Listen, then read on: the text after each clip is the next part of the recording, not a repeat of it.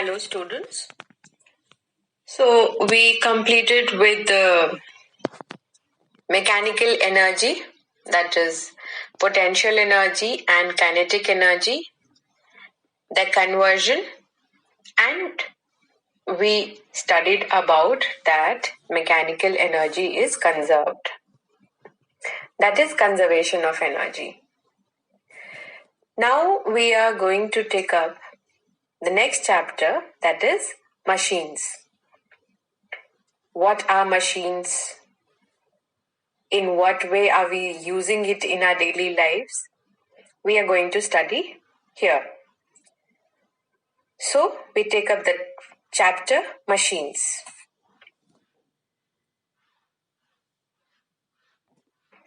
So what is a machine? A machine is a device that makes our work easier. How is it making easy? Suppose you have to tear a paper and the edges should be even. So what will you do? You will use a scissor. So, is scissor making your work easy? You have taken the page and you have cut it with the scissor in a straight line and you get a evenly cut edge of a page. So, what is a machine? Machine is a device that makes the work easier by changing the size or direction of the force. That means either it is changing the size of the force, that is magnitude of the force, or the direction of the force. Okay? That means, what is the meaning of changing the direction of force? You are applying the force from somewhere else and the effect of that force is acting at somewhere else. So that will be the change in direction of force. So you have learned that what is a machine? Machine is a instrument that makes the work easy. So we move further. Now there are some functions of machine. Now what are they? The first one is applying force at a convenient point. That means according to your ease, you are applying the force at a convenient point and the work is done. So according to your comfort, your application of force is there. Number 2, applying force in a convenient direction. You are applying force, for example, a bicycle. So you are applying it in a convenient direction. You are putting the force on the pedal and what is the pedal doing? It is moving the chain with the help of which the wheels of the bicycle are rotating and therefore you are applying force in a convenient direction. Then, by applying small effort to lift large loads, like if you have to lift up a car, you can't lift up like that only. So, you have to take up a machine which will apply effort to lift up a heavy load. And the last one, to change the speed of motion of the body. For example, scissors. You are using the scissors, you are applying less effort and it is cutting the cloth or paper with a greater speed. So, to change the speed of motion of the body, you are applying and it cuts the full length till wherever the scissor is. Okay? So, to change the speed of motion of a body. So, we will see it pictorially further.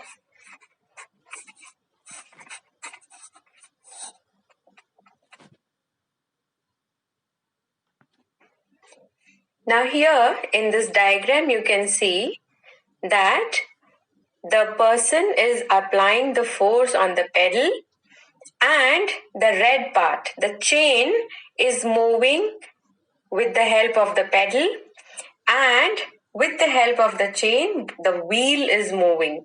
So you are applying the force, that is the effort, in a convenient direction at a convenient point, and it is moving the bicycle. Okay, so this is applying effort at a convenient point.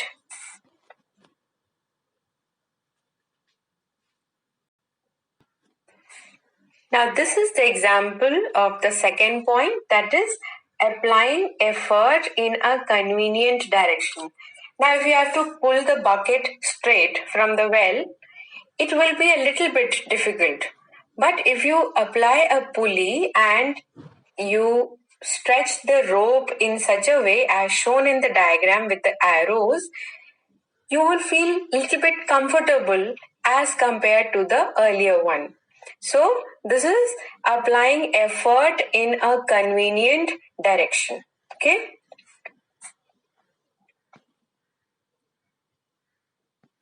Now this is the case when you are applying effort to lift up heavy loads. So this is the case of a force multiplier. The amount of effort you are applying is multiplying itself and doing the work more than the force applied. So load is more than the effort. Okay. So this kind of example is known as a force multiplier, and you can see how an nut cutter is cutting the nut over there. So you are applying a small amount of force which is pressing the nut and it is cutting the nut. Okay, so we move further.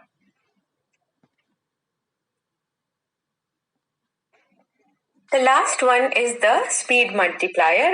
As I mentioned, that the example is scissors. You apply a small effort over there and it cuts a long length of a paper or a cloth.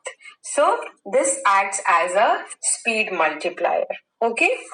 So you'll understand these examples a little more properly as you go into the details in the chapter. So let's move further.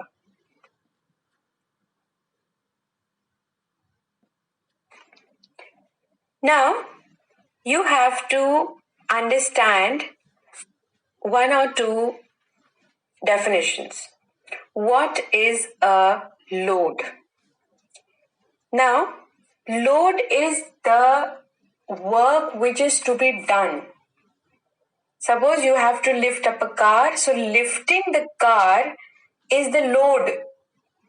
And what is effort? The force which you are applying is the effort. Okay, so force which is applied by you is the force or the effort, and the work which is to be done, which has to be overcome, is known as load. Okay, now what is fulcrum? Fulcrum is a point from which it is supported, the body is supported or the machine is supported. So that point is known as fulcrum. We'll study later.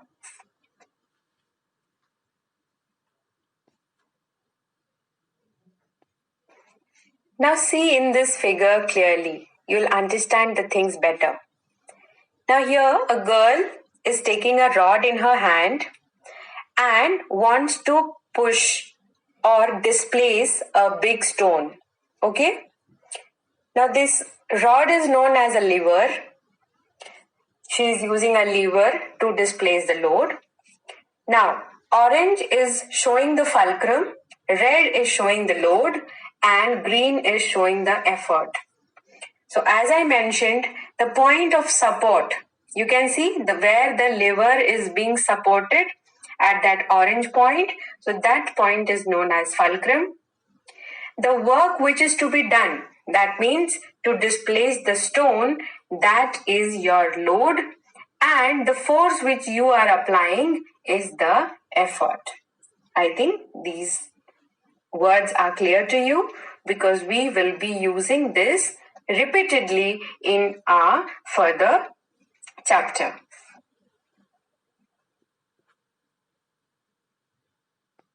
Now, you have a new term here, mechanical advantage. Now, what is a mechanical advantage? Mechanical advantage is the comparison of force produced by a machine to the force applied to the machine. That means load upon effort. I'm reading once more. Machine, that is mechanical advantage, is the comparison of, that means ratio, comparison of force produced by a machine. Force produced by a machine is what? Is overcoming the load.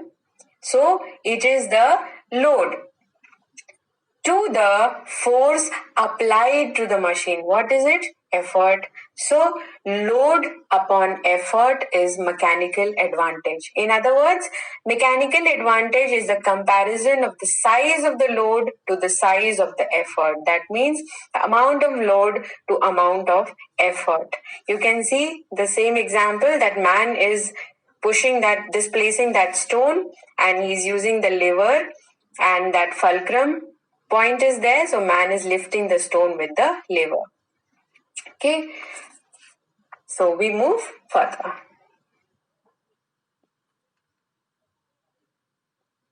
Now students, you have learnt in moment of force that there is a point of support, and the distance from the point of support to one side is the one arm, and to the other side is the other arm.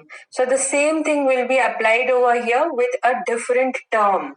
So here you can see there is a lever, and you can see the load, and you can see the effort. Okay, and there is a fulcrum. So what will be the load arm, which is here written as resistance arm? So that is the load arm. That is the distance from the fulcrum to the load, and effort arm will be the distance of effort from the fulcrum. Okay, please note this, that it is the same as moment of force, and when we have to calculate, we will find the same way, effort into effort arm and load into load arm, but with different terms. Okay, so we move further.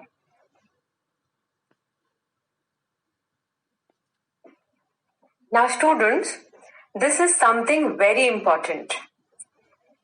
Mechanical advantage is a pure ratio. You have understood. It is load to effort. So the units will cancel. So it is a pure ratio. So there is no unit.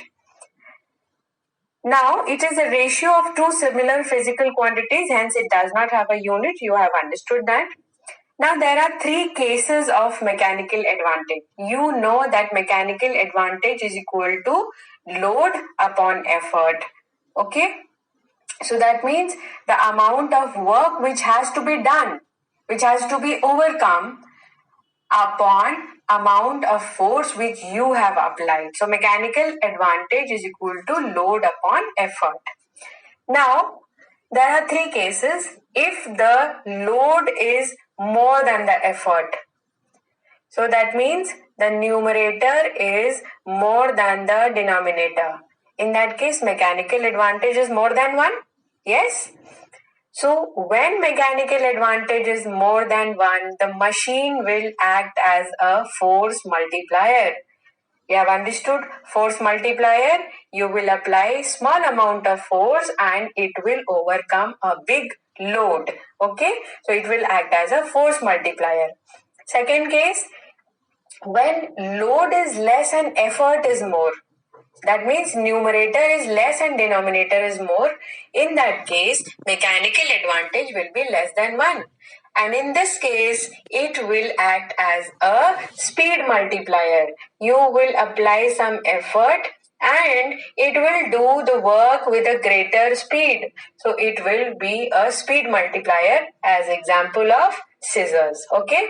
And third case, when the numerator is equal to denominator, that means load is equal to effort, mechanical advantage will be 1.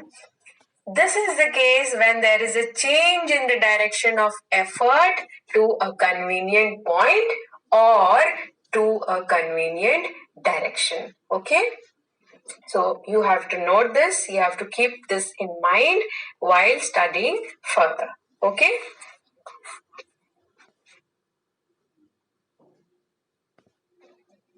So we studied about mechanical advantage. Now we have another term over here, velocity ratio. Now what is this? It is the ratio of velocity of effort to the velocity of load. Now what is velocity of effort? That means distance of effort from the fulcrum upon time interval, and velocity of load, distance of load upon time interval. Okay, time interval will be same because the time in which you are applying the force on the machine and the time in which the machine is overcoming the load, it will be same. So time will be same in both the cases. In that case, dE upon dL is the velocity ratio. That means distance of effort to distance of load will be the velocity ratio.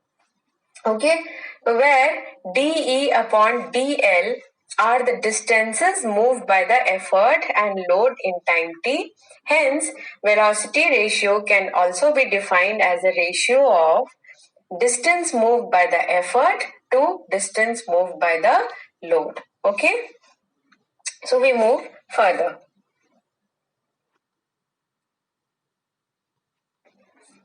Now, this is the picture here to show you dE and dL. So now if a person is using the lever to displace a stone, so you can see the effort which you are applying and the load which is there. You can see the fulcrum also, and you can see the distance moved by the effort to distance moved by the load. So distance is what? The distance of load from the fulcrum, and distance of effort is what? Distance of effort from the fulcrum. So this picture is here to show you what is the distance moved by the effort and what is the distance moved by the load. It is the distance moved from FE till fulcrum, and DL is the distance moved from FL to the fulcrum. Okay, so we move further.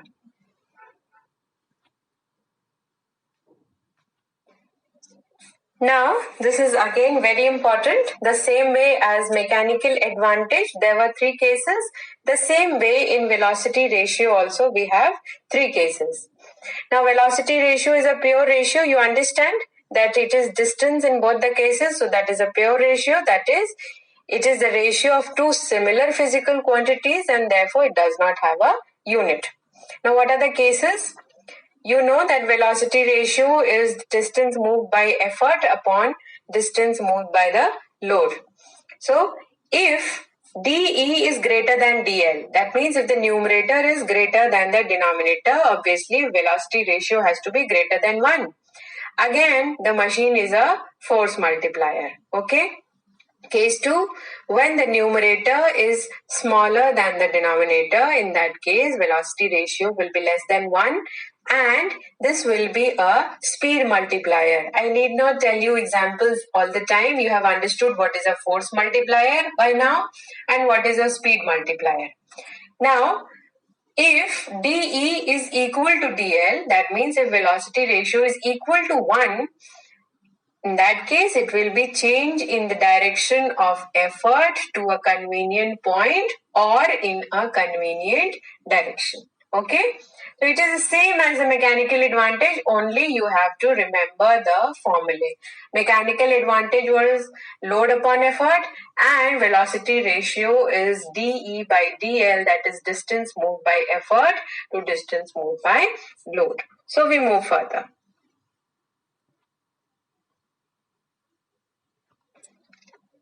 Now these are very simple and easy terms you will make out from the name only, but you have to understand this. Work input. Now, very well and clear from the name only, work input. That means the work done on the machine by the effort. That means by the force which you have applied is called work input. The work which has been done on the body means with the work which you have done. That will be work input. Work input is equal to work done by the effort. That means work done by you. And work output, the work done by the machine on the load is called work output. You must have understood this. So work output is equal to work done on the load. Now efficiency, eta. Eta is a Greek letter. You have to denote, that is the how eta is denoted. That means efficiency is denoted. So efficiency of a machine is the ratio of work output to work input. That means what has been done after what work you have applied on the machine. Okay. So eta is equal to work output upon work input. You have to learn these 3 to 4 formulae and it is very easy. Numericals are very easy. When you will do it, you will understand. Okay. So we move further.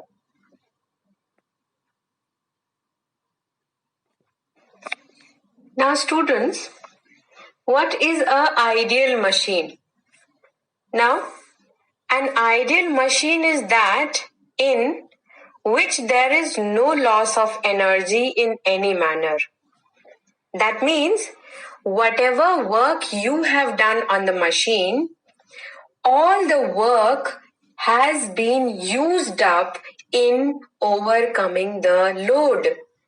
And in that case, work output is equal to work input. That means efficiency is 100%. Work output upon work input will be 1, and that means it will be 100%. So, that will be the principle of an ideal machine. Ideal machine, whatever work you have done on the body, the complete work has been used up in overcoming the load, and the work has been completed. So this will be an ideal machine, and according to moment of force, load into distance moved by load will be equal to effort into distance moved by the effort.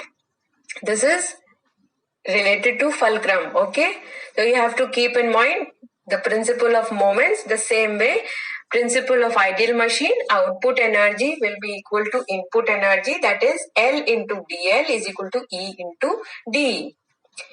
Now practically there is no ideal machine because some of the energy is lost in the surrounding.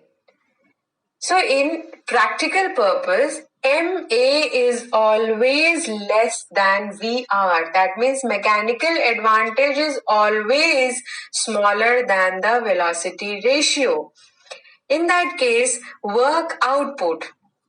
Now, in general sense, whatever we are saying, work output is always less than work input. That means whatever work you have done on the body, a small amount of work will be done by the machine because some of the work will be used up as friction, or in if the body is not in a perfect shape, if the machine is not in a perfect shape. So here I have listed 2 to 3 points. When is the loss of energy happening? That means when moving parts are not frictionless, parts are not perfectly rigid, and if any string present in it is not perfectly elastic. Okay, these are few things. Normally we say that the energy is lost in friction, in surrounding, by air pressure and different other ways. Okay, so you have understood what is ideal machine and what is a practical machine. Ideal machine, work input has to be equal to work output. Okay, whatever you have done, the same machine has done. But practically, it is not happening. It can't happen. It cannot happen. Therefore, work output is always less than work input. So efficiency is always less than 100%. No machine is 100% efficient. And where is this energy going? Energy is lost in the surrounding as friction or some other reason. Okay? So we move further.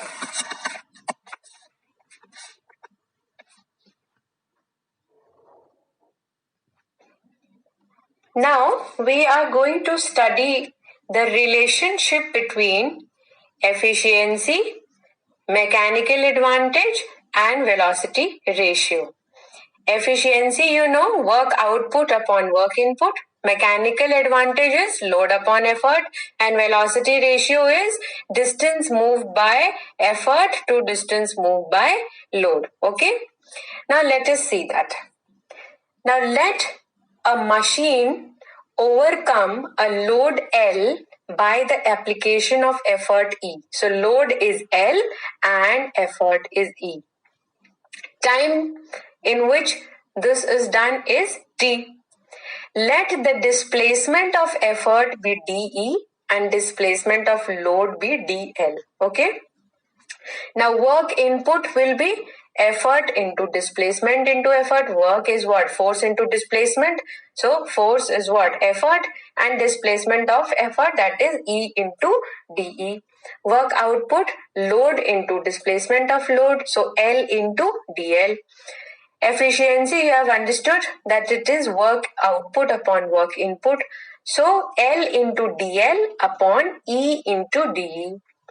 Now I have made a break over there. You can see in the slide that I have made a break. That means I have kept L upon E in a separate way and multiplied by dL upon dE. Okay. Now L upon E, and then I have reciprocated dL upon dE. Can we do that? Can we write it like that? Yes, 1 upon dE upon dL, we can write it like that. Efficiency can be written like that. So in that case, we will see that L upon E, we know load upon effort is mechanical advantage, and dE upon dL is velocity ratio. So can we write efficiency eta is equal to MA into VR upon VR? That means MA divided by velocity ratio. If you see properly, if you do it yourself, you will understand that L upon E into 1 upon, I hope we can write like that. Yes? Some of you must be confused. Do it in your copy and you will understand L upon E into 1 upon dE upon dL, and then hence we can write it as MA into 1 upon velocity ratio. That means MA upon velocity ratio. Okay, or we can cross multiply. MA is equal to velocity ratio into efficiency. Thus, the mechanical advantage of a machine is equal to product of its efficiency into velocity ratio multiplied by velocity ratio. You have to learn these formulae. Maybe in board examinations you are asked for the derivation. So it has to be done in the same way. It is a 2-line derivation. There is nothing so complicated over here. If you study well, if you understand the things clearly, then you will be able to do it without any effort. Okay?